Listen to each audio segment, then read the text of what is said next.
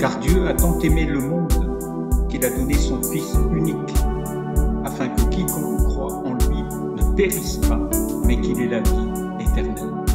Il sauve, il guérit, il baptise du Saint-Esprit et il revient bientôt.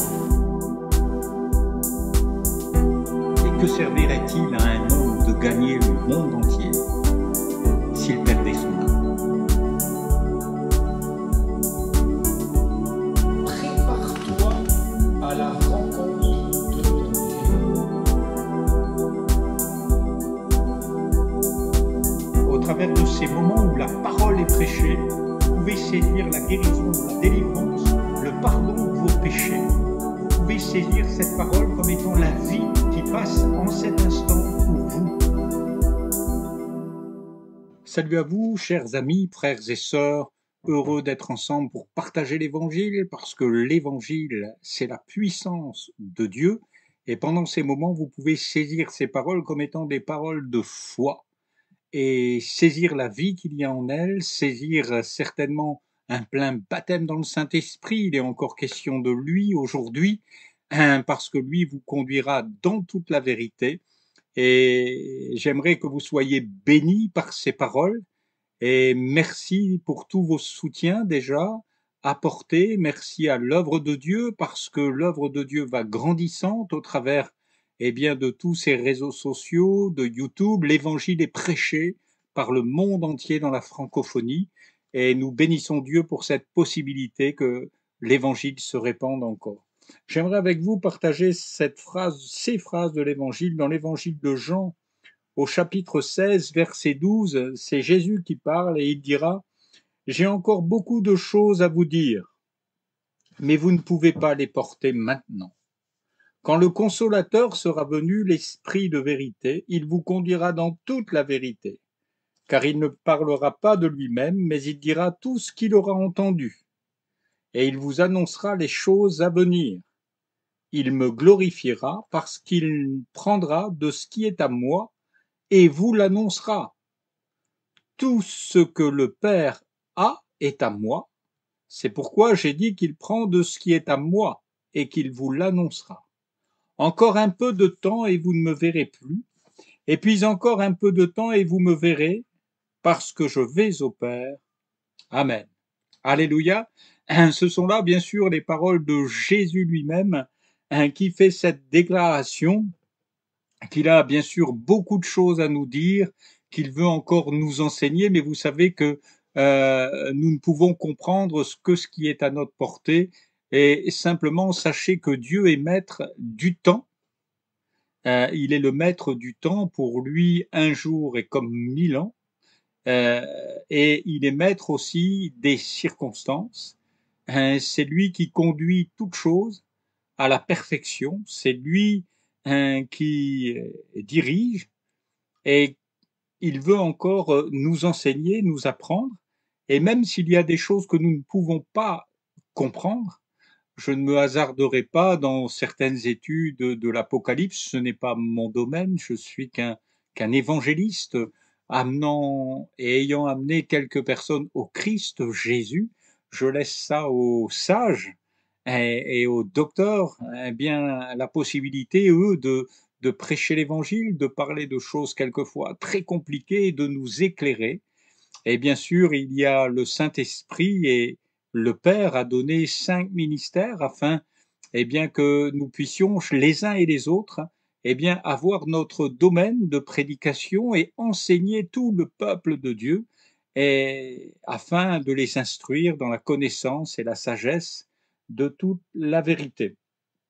Quand le Consolateur sera venu, l'Esprit de vérité, il vous conduira, lui, dans toute la vérité. Donc, c'est ce que je vous disais, il y a une vérité présente, celle que vous connaissez, mais Dieu est en train de vous guider vers la vérité absolue, tant il est vrai que vous ne connaissez même pas ce qui est au fond de votre cœur. La Bible dit et déclare que le cœur de l'homme est tortueux par-dessus tout, et elle nous lance un défi: qui peut le connaître? Effectivement, nous ne savons pas le potentiel qui est en nous, et bien sûr Dieu le révèle, non pas pour nous faire mal, mais pour nous confier toujours davantage en lui. Et c'est ainsi que Dieu s'est révélé à Pierre, par exemple, qui a promis, qui a fait cette promesse publiquement de suivre Jésus jusqu'à la mort. Et vous savez qu'il a renié le Maître, cette histoire est bien, bien connue. Et la Bible dit qu'il pleura des larmes amères, il avait confiance en lui-même. Et la Bible dit malheur à l'homme qui se confie en l'homme. Il s'était confié dans sa force personnelle, il n'a pas été capable. Et Dieu l'a conduit dans toute la vérité parce que, bien sûr, Jésus est venu le voir et il l'a entièrement, complètement pardonné. Et suite à cette histoire, il lui a dit, Pierre, paie mes brebis. Et à 3 reprises, eh bien, il l'a envoyé là où les hommes le auraient disqualifié parce que maintenant il connaissait toute la vérité en ce qui le concernait. Eh bien, il pouvait maintenant paître les brebis du Seigneur et leur donner, eh bien, la joie de suivre le Seigneur. Alors, il vous conduira dans toute la vérité présente et la vérité, eh bien, euh, que vous avez au fond de vous-même sur ce que vous êtes, sur l'individu que vous êtes et sur le fait de comment lui vous appelle. Il prendra de ce qui est à moi, le Saint-Esprit prendra de ce qui est à Jésus et vous le communiquera, il vous le donnera. Et c'est ainsi que Jean, l'apôtre Jean dira, petits enfants, nous sommes maintenant devenus enfants de Dieu et il insiste très fortement sur cette parole, il dira, et nous le sommes. Voilà, il y avait là un doute chez ces petits-enfants, il y avait là le doute de pouvoir dire, mais je suis devenu enfant de Dieu.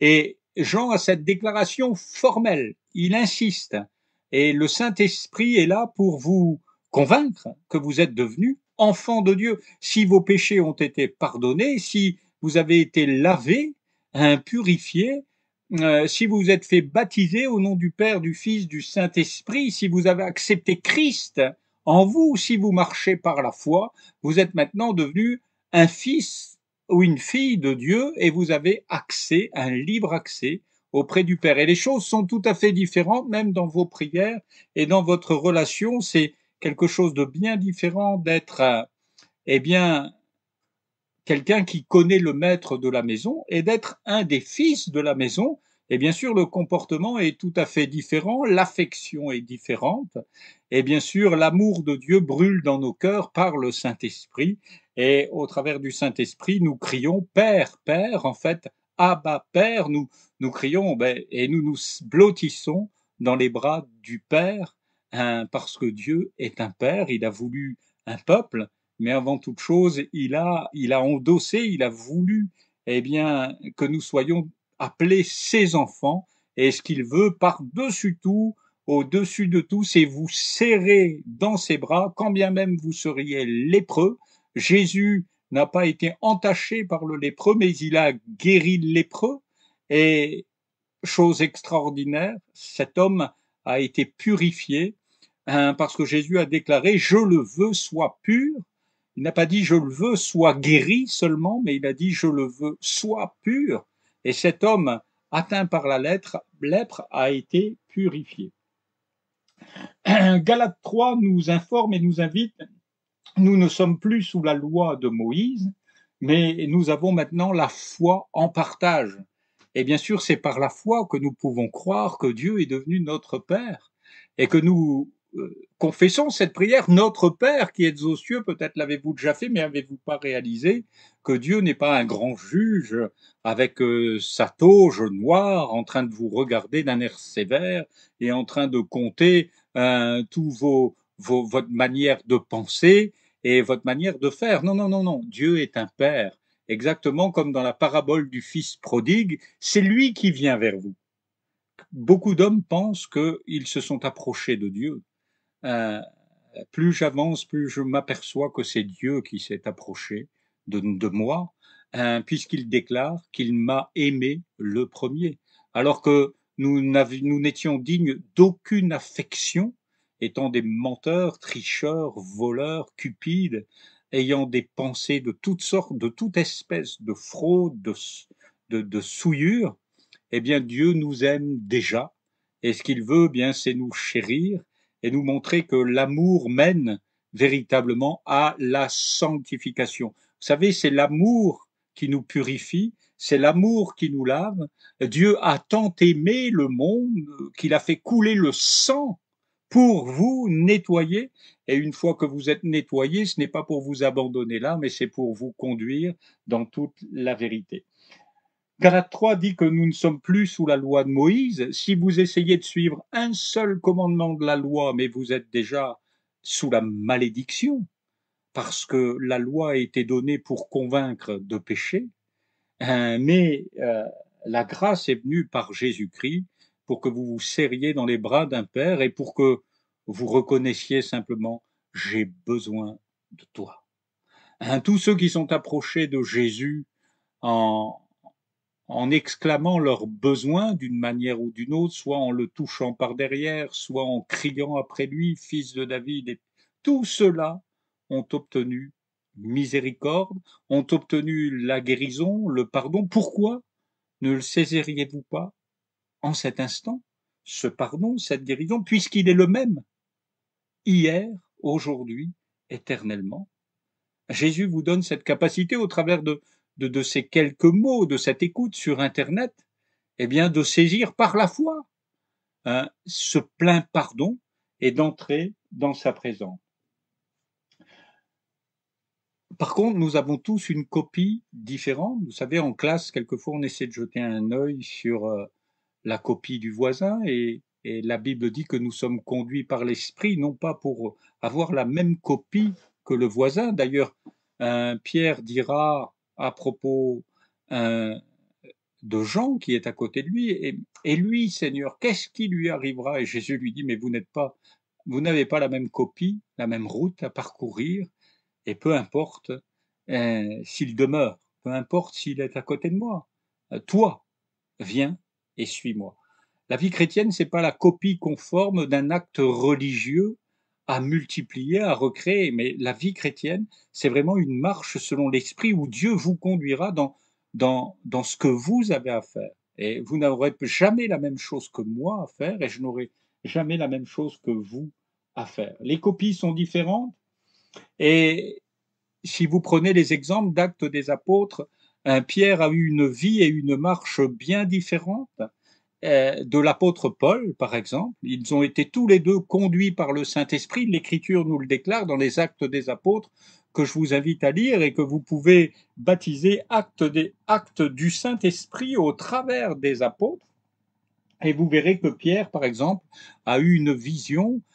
Il a dû se lever un matin très tôt. Il est allé voir des gens qui n'étaient pas juifs.